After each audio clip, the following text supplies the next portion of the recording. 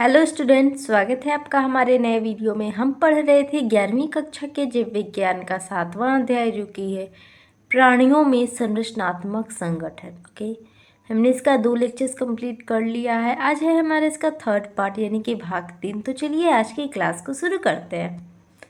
सबसे पहले आता है प्रस्तुति, यानी कि जो आज का हमारा वीडियो लेक्चर चलेगा उसमें हम कौन सा टॉपिक इस चैप्टर का कवर करेंगे। तो यहाँ पर एनसीईआरटी फॉलो किया गया है। जैसे जैसे एनसीईआरटी में टॉपिक्स कवर किए गए हैं बिल्कुल उसी प्रकार से उसी सीक्वेंस में वीडियोस में सारे टॉपिक्स कवर किए जा रहे हैं।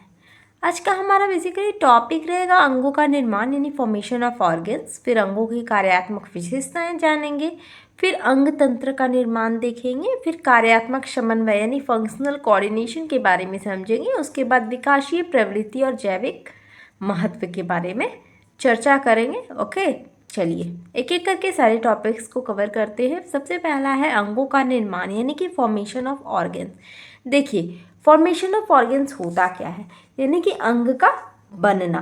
तो जब भी हम फॉर्मेशन किसी भी चीज़ को बनने की बात करते हैं, ओके, तो यानी कि वो किस प्रकार से बनता है आपने जैसे कि पहले भी पढ़ा होगा, ठीक है। ऊतकों से जो भी ये अंग का निर्माण किस प्रकार से होता है, ठीक है। जैसे कि उत्तक होता क्या है, समान कोशिकाएं मिलकर उत्तक बनाती हैं। ओके, अब सोचिए कि जब अलग अलग प्रकार के उत्तक एक निश्चित अनुपात, ठीक है, रेशियो और एक व्यवस्थित रूप में एक साथ जुड़े रहते हैं तो आप क्या कह सकते हो, आप इसे कह सकते हो जैसे कि एक साथ जुड़े रहते हैं तब आप उन्हें कह सकते हैं कि वो मिलकर अंग यानी ऑर्गन का निर्माण करते हैं। अर्थात अंग केवल एक उत्तक से नहीं बनता है, ओके, बल्कि एक या एक से अधिक उत्तकों के संगठित संयोजन से बनते हैं। उदाहरण के लिए आप ले सकते हैं जैसे कि हमारा हृदय हो गया, वो केवल पेशीय उत्तक से नहीं बना है। ओके, इसमें उपकला, संयोजी, पेशीय और तंत्रिका उत्तक सभी उपस्थित होते हैं। प्रत्येक अंग की संरचना जो होती है वो विशिष्ट होती है। सभी यहाँ पे पॉइंट्स लिखे गए हैं, मैं आपको समझा रही हूँ, ठीक है, जिससे कि आप समझ सकते हैं। ये जो प्रत्येक अंग है उसकी जो संरचना होती है वो विशिष्ट होती है क्योंकि वह किसी विशेष कार्य के लिए अनुकूलित यानी अडेप्टेड होती है। जैसे कि आप एग्जाम्पल ले सकते हैं, पेट क्या करता है, भोजन को पचाने के लिए बना है, इसलिए उसकी बनावट उसी के अनुरूप है, उसी के अकॉर्डिंग है। यह संगठन केवल बहुकोशिकीय प्राणियों में पाया जाता है। ओके, और क्योंकि एक कोशिकीय जीवों में एक ही कोशिका सभी कार्य कर लेती है, तो ये बेसिकली किस में पाया जाता है, बहुकोशिकीय प्राणी में। आगे आते हैं। अब देखिए अंगों की संरचनात्मक विविधता क्या है। जैसे अब आप सोचिए, क्या सभी अंगों की बनावट एक जैसी होती है? ऑफ कोर्स इसका जवाब है नहीं। अलग अलग अंगों की संरचना अलग अलग होती है क्योंकि उनकी कार्य प्रणाली अलग होती है। संरचना हमेशा कार्य के अनुसार निर्धारित होती है। उदाहरण के लिए आप ले सकते हैं फेफड़े स्पंजी और हल्के होते हैं क्योंकि उन्हें गैसों का आदान प्रदान करना होता है। ओके, और हड्डियां की बात करें तो वो कठोर और ठोस होती है, ठीक है, सॉलिड होती है क्योंकि उनका कार्य शरीर को सहारा देना होता है, ठीक है, सपोर्ट करना होता है। कुछ अंग एक तरह से खोखले होते हैं यानी खाली होते हैं अंदर की तरफ से, जैसे कि हो गया पेट, ठीक है। पेट क्या होता है, खाली होता है अंदर से ताकि वे पदार्थों को क्या करें, संग्रहित करें, ठीक है, जो भी कुछ जो पदार्थ है वो उसमें जा सके, उसमें रहे। ओके, इसलिए वो अंदर से खोखला होता है। तो सभी की बनावट अलग अलग होती है। कुछ अंग ठोस होते हैं जैसे कि यकृत यानी लीवर जो हो गया। कुछ अंग गतिशील भी होते हैं जैसे कि हृदय हो गया, धड़कता है, जो कि लगातार धड़कता रहता है। जबकि आप कुछ को मान सकते हैं जैसे कि अपेक्षाकृत स्थिर होते हैं जैसे कि मस्तिष्क, ये हिलता नहीं है, ठीक है, स्थिर होता है। यह जो विविधता है वो शरीर की कार्य कुशलता को बढ़ाती है और प्रत्येक अंग को अपने कार्य में सक्षम बनाती है। ओके, चलिए अब नेक्स्ट हमारा टॉपिक है अंगों की कार्यात्मक विशेषताएं। इसमें देखिए अंगों की विशिष्ट भूमिका क्या है। प्रत्येक अंग का निश्चित कार्य होता है, कोई भी अंग सभी कार्य नहीं करता। ये सारे पॉइंट्स यहाँ पर दिए गए हैं। ओके, आप इसमें यहाँ समझ सकते हैं कि जो भी अंग होता है प्रत्येक अंग का एक निश्चित और एक विशिष्ट कार्य होता है। कोई भी अंग शरीर के सभी कार्य नहीं कर सकता है।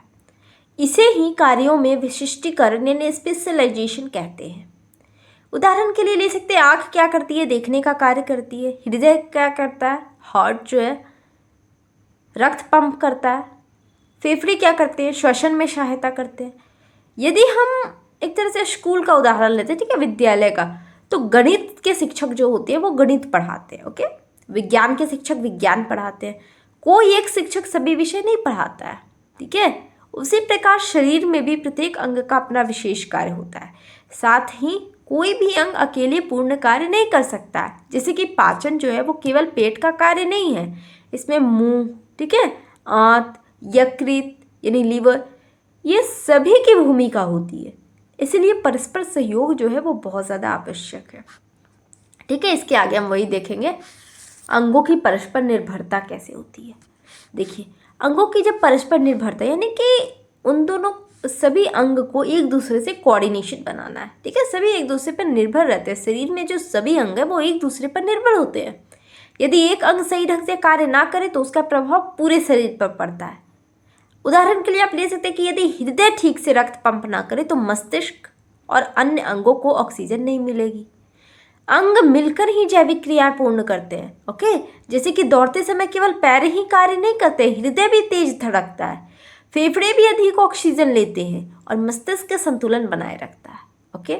और इसी परस्पर निर्भरता के कारण शरीर में समन्वय यानी कोऑर्डिनेशन विकसित होता है। यही जीवित शरीर की सबसे महत्वपूर्ण विशेषता है, ठीक है। चलिए, नेक्स्ट टॉपिक है हमारा अंग तंत्र का निर्माण। देखिए, अंग तंत्र की अवधारणा क्या होती है? अंग तंत्र, जब हमारे शरीर के दो या दो से अधिक अंग एक साथ मिलकर किसी विशेष कार्य को पूरा करते हैं तो उस समूह को अंग तंत्र कहा जाता है। जैसे कि आप स्कूल में देखते हैं, केवल एक शिक्षक से पूरा विद्यालय नहीं चलता है। प्रधानाचार्य, शिक्षक, क्लर्क, चपरासी सभी मिलकर विद्यालय को व्यवस्थित रूप से चलाते हैं। तो ठीक उसी प्रकार हमारे शरीर में भी अलग अलग अंग मिलकर एक संगठित प्रणाली बनाते हैं, जिसे कि अंग तंत्र कहते हैं। उदाहरण के लिए आप ले सकते हैं कि जैसे कि हम भोजन करते हैं तो केवल मुंह ही काम नहीं करता है। मुंह हो गया, ग्रसनी, आमाशय और आंतें मिलकर भोजन को पचाते हैं और यह पूरा समूह पाचन तंत्र कहलाता है। इसमें भौतिक और रासायनिक दोनों प्रकार की क्रियाएं होती हैं। जैसे कि दांत भोजन को चबाते हैं, भौतिक क्रिया हो रही है। फिर एंजाइम क्या करते हैं? उसे तोड़ते हैं, रासायनिक केमिकल हो रहा है, ठीक है, कि रासायनिक क्रिया हो रही है। अंग तंत्र का यह संगठन उच्च स्तर का होता है, ओके, और विशेष रूप से बहुकोशिकीय जीवों में पाया जाता है। यदि अंग अलग अलग बिना समन्वय के कार्य करे तो शरीर में अव्यवस्था हो जाएगी और इसीलिए अंग तंत्र जटिल जीवन की एक नींव है, ठीक है। चलिए, नेक्स्ट टॉपिक है हमारा अंग तंत्र की आवश्यकता क्यों है। देखिए, सबसे जैसे अंग तंत्र के बारे में पढ़ रहे हैं तो प्रश्न उठता है कि अंग तंत्र की आवश्यकता क्यों है, ठीक है। हमारा शरीर अनेक जटिल कार्य करता है, जैसे कि हो गया श्वसन, पाचन, रक्त का संचार, उत्सर्जन आदि, ठीक है। इन सभी कार्यों को सुव्यवस्थित और क्रमबद्ध ढंग से करने के लिए अंग तंत्र आवश्यक है। जैसे कि घर में यदि हर व्यक्ति अपना काम सही समय पर करे, कोई खाना बनाए, कोई सफाई करे, कोई खरीदारी करे, तो घर सुचारू रूप से चलता है। और यदि कोई अपना कार्य ना करे तो अव्यवस्था हो जाती है, ठीक है। तो वही बात यहाँ हो रही है। उसी प्रकार से शरीर में भी तंत्रिका तंत्र और अंतःस्रावी तंत्र मिलकर पूरे शरीर का नियंत्रण करते हैं, और यदि ये ठीक से काम ना करे तो शरीर का क्या होता है? संतुलन बिगड़ सकता है।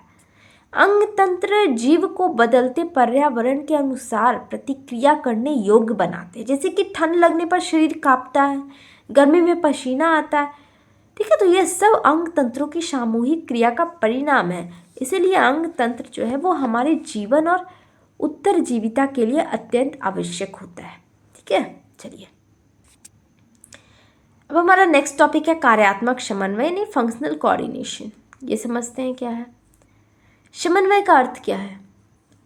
देखिए, समन्वय का सीधा अर्थ है मिलकर संतुलित ढंग से कार्य करना।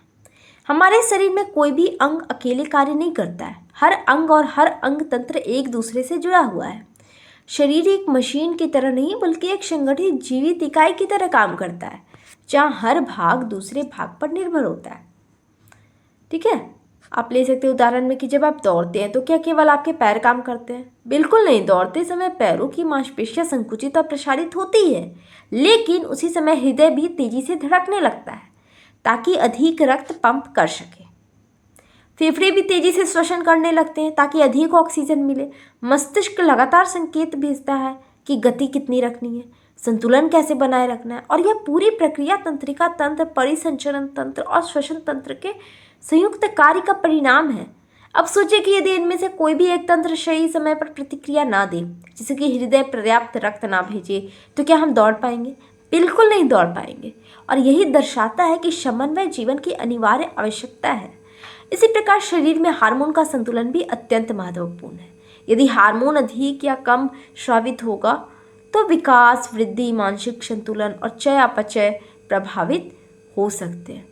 और यह जो नियंत्रण है मुख्यतः अंतःस्रावी तंत्र द्वारा किया जाता है, जो कि अन्य तंत्रों के साथ मिलकर कार्य करता है। अतः समन्वय वह प्रक्रिया है जो कि शरीर को एकीकृत यानी इंटीग्रेटेड प्रणाली बनाती है, जहाँ के प्रत्येक अंग सही समय पर, सही मात्रा में और सही ढंग से कार्य करता है। ओके, चलिए नेक्स्ट आते हैं। नेक्स्ट हमारा टॉपिक दिया गया है समन्वय का महत्व क्या है। ठीक है, अब समझते हैं कि समन्वय आखिर इतना महत्व है क्यों। पहला महत्व तो है कि सुचारू कार्य प्रणाली। ठीक है, पॉइंट्स यहाँ पे दिए गए हैं, मैं समझा दे रही हूँ। यदि शरीर के सभी तंत्र समन्वित हो तो सभी क्रियाएं क्रमबद्ध और व्यवस्थित रूप से होती हैं। ऊर्जा का अपव्यय नहीं होता है। उदाहरण के लिए जैसे कि जब हमें आराम की आवश्यकता होती है तो हृदय की धड़कन सामान्य रहती है, लेकिन जैसे ही हम व्यायाम करते हैं शरीर तुरंत अतिरिक्त ऊर्जा की आपूर्ति करता है। यह ऊर्जा प्रबंधन भी समन्वय का परिणाम है। दूसरा महत्व यहाँ पे दिया हुआ है त्वरित प्रतिक्रिया यानी क्विक रिस्पॉन्स। मान लीजिए कि आप सड़क पार कर रहे हैं और अचानक सामने से वाहन आ जाए। आपकी आंखें तुरंत दृश्य को देखती हैं, मस्तिष्क उसे पहचानता है और तुरंत पैरों को पीछे हटाने का आदेश देता है, और यह प्रक्रिया कुछ मिली सेकेंड में पूरी हो जाती है। यह अद्भुत प्रतिक्रिया जो है वो मुख्यतः तंत्रिका तंत्र के कारण संभव होती है, जो कि पूरे शरीर में विद्युत संकेतों का संचार करता है। ओके, हमारा तीसरा महत्व यहाँ पे दिया है होम्योस्टैसिस, आंतरिक स्थिरता। हमारा शरीर बाहरी वातावरण के अनुसार स्वयं को संतुलित करता है। उदाहरण के लिए आप ले सकते हैं कि जैसे यदि बाहर बहुत गर्मी है तो शरीर पसीना निकालता है ताकि तापमान कम हो सके, और यदि ठंड है तो शरीर कांपता है ताकि ऊष्मा उत्पन्न हो। ठीक है, शरीर का तापमान लगभग 37 डिग्री सेल्सियस पर स्थिर रखना भी इसी समन्वय का परिणाम है। ठीक है, और यदि यह संतुलन बिगड़ जाए तो शरीर क्या होता है, रोगग्रस्त हो सकता है। इसीलिए समन्वय जीवन की निरंतरता के लिए अत्यंत आवश्यक है। चौथा महत्व यहाँ दिया है जीवन की सुरक्षा और अनुकूलन क्षमता। ठीक है, समन्वय के कारण ही हमें जो है ये जो हम है वो बदलते पर्यावरण में स्वयं को अनुकूलित कर पाते हैं, अडेप्ट कर पाते हैं। ऊंचाई पर जाने पर श्वसन की दर बढ़ जाती है, तनाव की स्थिति में हृदय गति बढ़ जाती है, और ये सब शरीर की अनुकूलन क्षमता को दर्शाता है।